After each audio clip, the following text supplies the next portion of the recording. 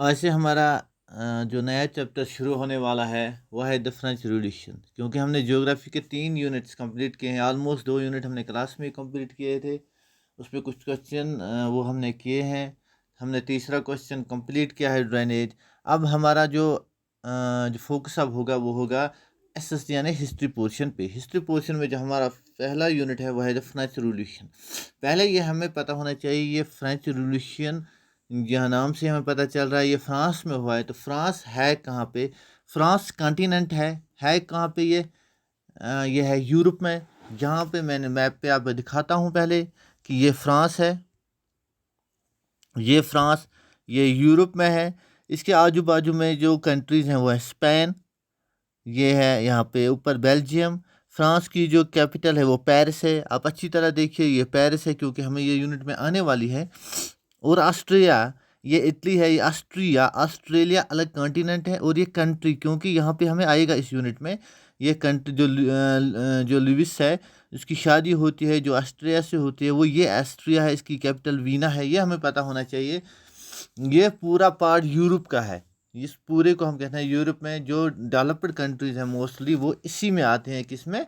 France में। अब हम आएंगे अपने यूनिट पे। द फ्रेंच रिवॉल्यूशन हुआ है ये 1789 में और एंड हुआ है ये 1799 में। फ्रेंच रिवॉल्यूशन हुआ क्यों, कारण क्या थे, पहले आपकी बुक में वो लिखा है कि ये हुए क्यों, क्या क्या इवेंट्स हो गए हैं कि जिसकी वजह से फ्रेंच रिवॉल्यूशन हुआ। Event of 14 July 1789, outbreak of French revolution. 14 जुलाई 1789 में ये हुआ है कि फ्रेंच रिवॉल्यूशन यानी इसकी शुरुआत हुई है। फ्रेंच रिवॉल्यूशन अगर बोलेंगे कब स्टार्ट हुआ है तो 14 जुलाई 1789 में कुछ ऐसा कुछ हुआ कि आउटब्रेक ऑफ फ्रेंच रिवॉल्यूशन हुआ।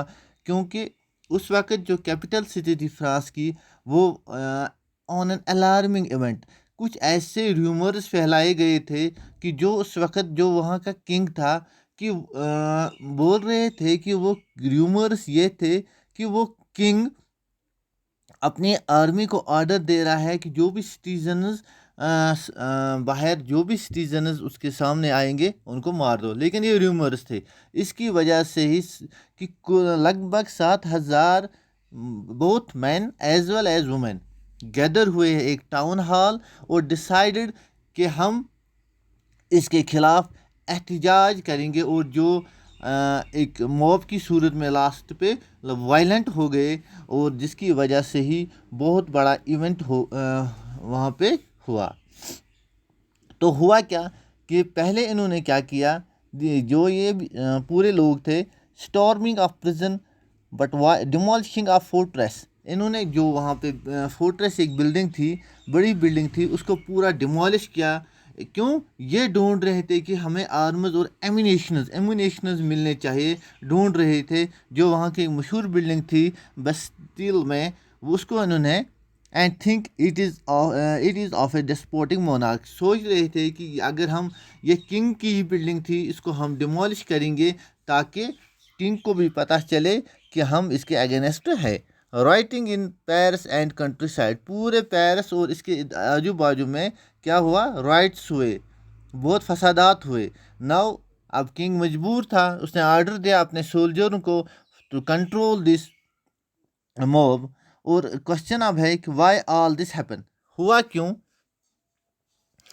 जो इस बेस्टिल में जो वहाँ पे एक प्रिजन था, वहाँ पे सिर्फ 7 लोग बंद थे। इन्होंने उनको छुड़ाया और जो बेस्टिल में जो था ऑफिसर था, जो ये लोग थे, उन्होंने उसको मारा। Yet the Bastille has hated by all. और जो भी despotic power of the king था, इसके खिलाफ इन्होंने एहतजाज किया। द फोर्ट्रेस, जो भी ये फोर्ट्रेस था, इसको डिमोलिश किया और जो इसके स्टोन फ्रेगमेंट्स थे वो इन्होंने क्या किया, sold in in the market to all those who wish to keep, ताकि वो ये अपने पास रखें, एक याद की तरह अपने पास रखें। इससे क्या हुआ कि जो the days that followed saw more writing both in Paris and countryside, or most people were protesting against the increased price of bread. Bread was a stable food, or historians looked back upon this time, they saw it as beginning of chain of events that led to the execution of the king.